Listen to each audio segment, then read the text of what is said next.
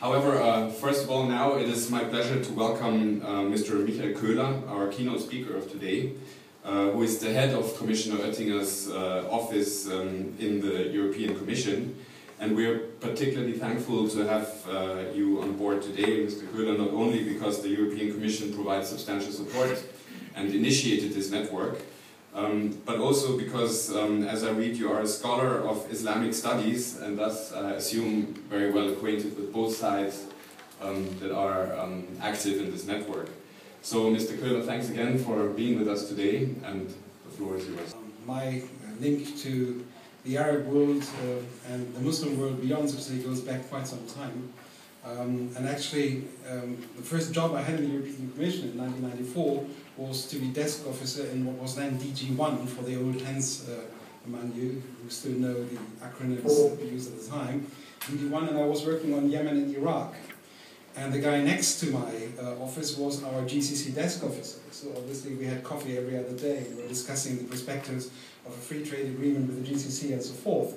Now, as you know, these negotiations are still going on today. And that means, yes, working on the GCC and with the GCC is very often a metaphor. People who, although they don't notice it every day, are getting older and older and the beards are grey and greyer.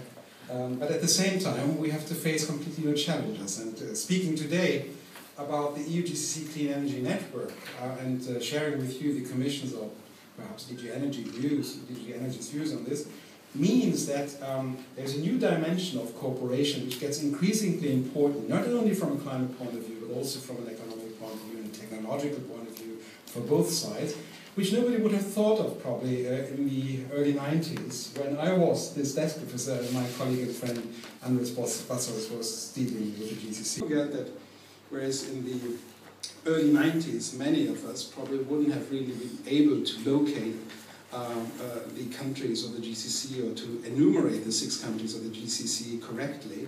Today, Saudi Arabia, for example, forms part of the G20. That's how it goes. We are not only facing an increasingly dynamic globalization, but also the relationship of power in the world is shifting. And we have to put our cooperation with many parts of the world, including the Arab Peninsula, on a completely new basis if we want to do the best for our own interests, both here in Europe and also globally. So thanks again for this. And well, what is true in the large sense about so many new aspects in international relations is particularly true also in energy policy. Energy policy and therefore also the cooperation that we extend beyond our borders as the European Union in energy has become much more diversified and much richer in choices and in offers. This is true also for the GCC, where, as I said, we have this long ongoing story of cooperation which should be intensified ever since 1998, ever since the cooperation agreement that is still in force was signed. Now, most of you have in-depth knowledge about energy policy. And you know, therefore, that the past 5 years have been a true revolution of energy policy, not only in terms of policy making, but also in terms of the challenges that we are facing here in Europe and around the globe. Significant new developments in terms of resources, in terms of technology development and demand, which have redefined and are continuing to redefine the global markets. Just to give you a couple of catchwords. Oil sands, some prefer to speak about tar sands in Canada. They were a possibility a couple of years ago. Today they are a reality in the markets. Oil sands production in Canada has become a full part of global energy supply.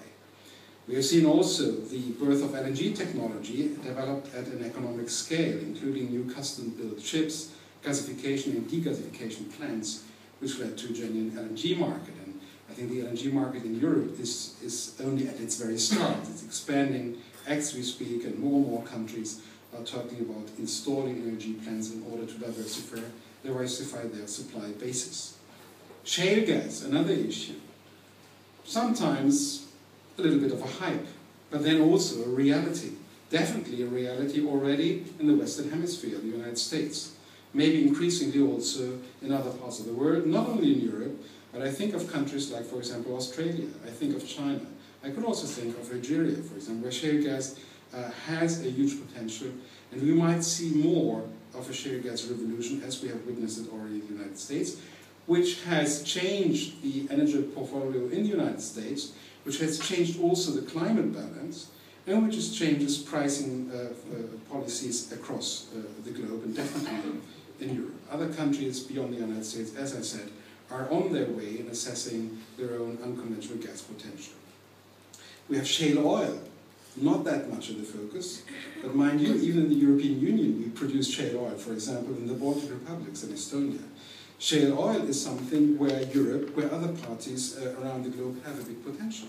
And we might see more of this, especially when more traditional, conventional forms of oil production are going down, and there's a lot of talk these days again about peak oil. A further catchword, gas to liquids technology, that can be used soon at a commercial scale and able to provide cleaner fuels in the future. We have made big progress in energy efficiency, and only last Friday the Council of the European Union adopted, politically at least, our proposal for an energy efficiency directive. Car engines become ever more efficient in fuel consumption. We are seeing the development of new battery technologies, and we are seeing, of course, a very, very fast development of renewables technologies, both in solar and in wind, and of course increasingly also concerning biomass. This industry, and there again I would like to refer to the communication that the Commission adopted on the 6th of June, so very recently, this technology is getting more and more mature, also facing the typical problems of a mature industry, by the way, more international competition, for example. And we see now for the first time private companies in developing countries investing more in renewable energy than their competitors in developed nations. In the past year and a half, the China Development Bank has offered more than $34 billion in credit lines to China and Chinese solar companies. And in my home country, Germany, about 90% of the solar panels that are installed are now of Chinese production. Very often, by the way, these Chinese produced panels are then based on European spare parts or based on European patents. So even if the product is made in China, 40 to 50% of the value added in it is still of European origin. So we see modern technology and we see global trade links. Finally, and not the least of all these catchwords, we may now be able to access regions of the world for energy resources which were previously inaccessible, like deep seas with all the problems, or the Arctic region.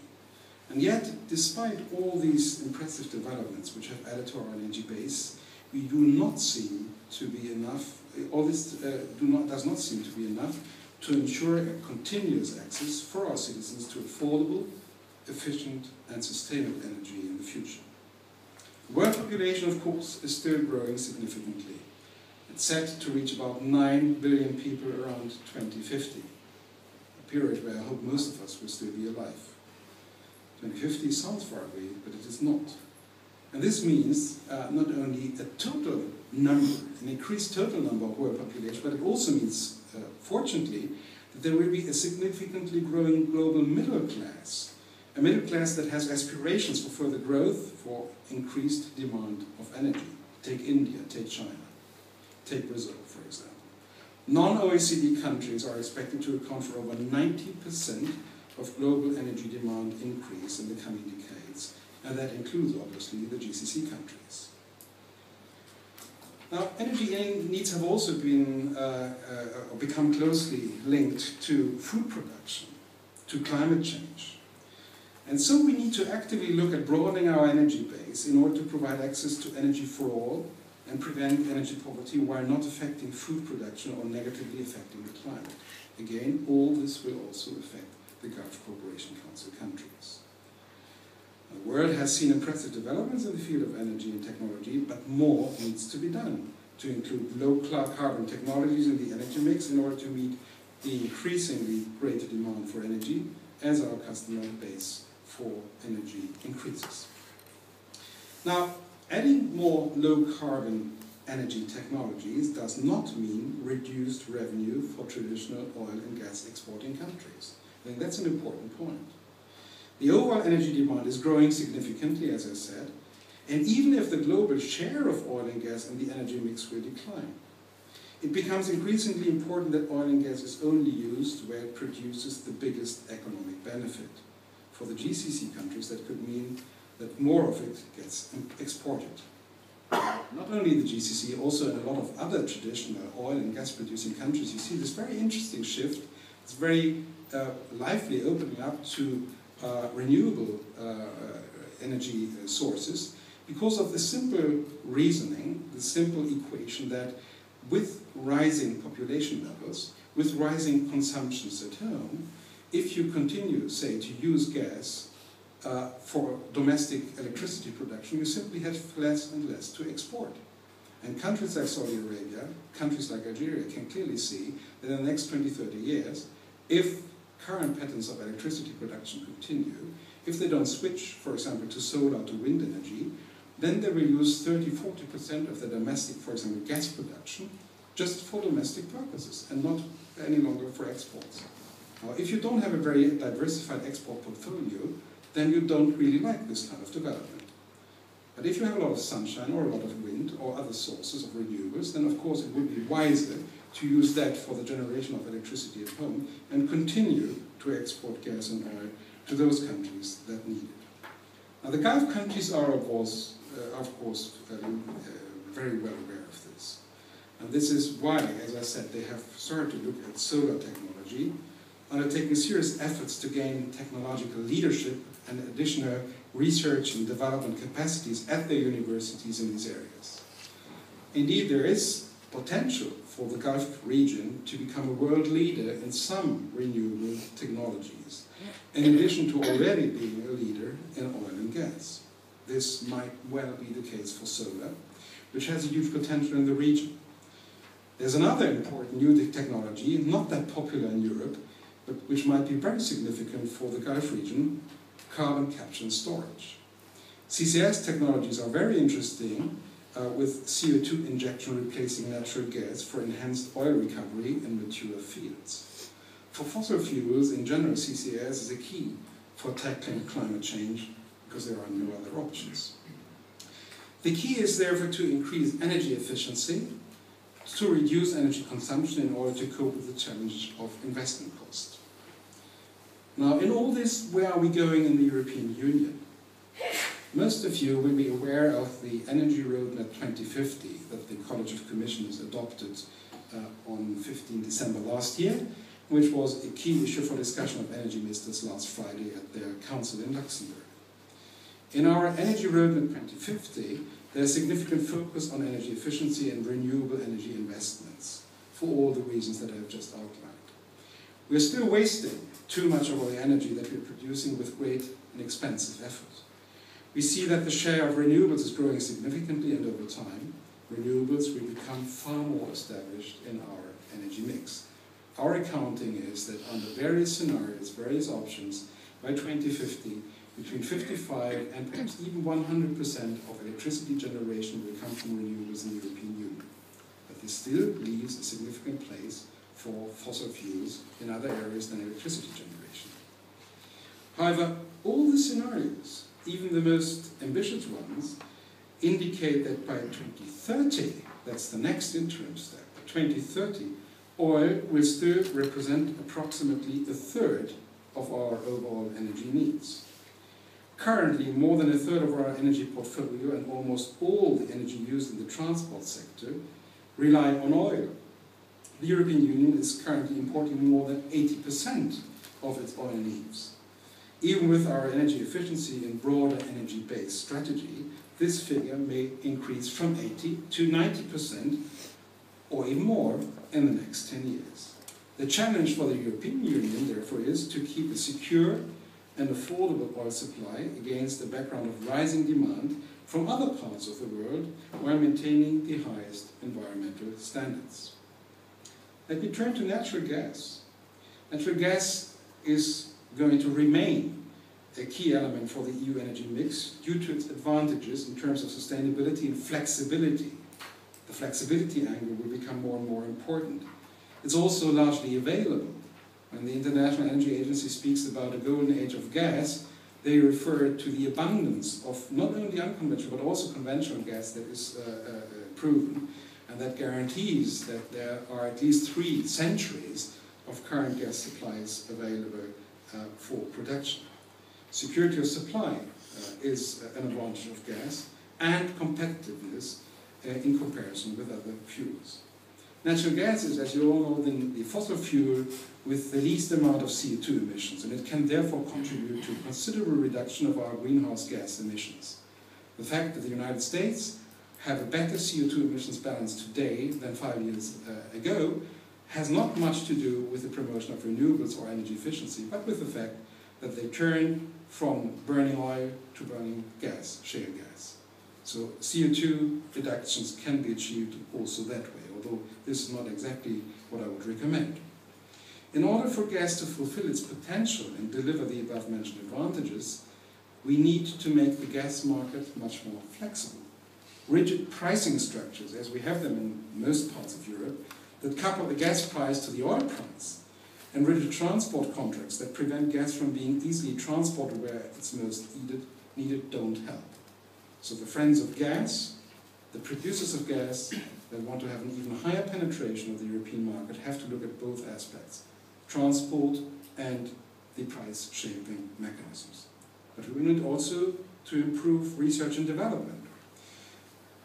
Research and development, we hope, will bring more cost-effective solutions in the future. This includes process with carbon capture and storage, in particular for fossil fuel power plants. Without CCS, not very popular in most parts of Europe, but without CCS, coal and also gas-fired power plants will not be compatible in the long run with our climate objectives. Yet these resources are of crucial importance for many countries. CCS is therefore needed.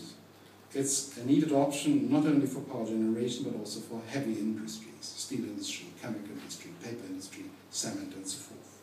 And then there is nuclear energy. Nuclear energy, where you know how diverse the discussion is in Europe, but by all means nuclear energy still for the next decades to come will play an important role in those EU countries where this is accepted. It remains a central source of low carbon energy. The role of the EU is primarily to ensure a level playing field and the highest safety and security standards for nuclear. All this is moving very fast. All these developments are being phased in very quickly. And the only way to keep up with the pace of development and lead it if possible is for energy actors to cooperate. Reinforced cooperation is the name of the game. It's becoming ever more important. So what have we been doing against this background in our joint EU-GCC cooperation since 1988?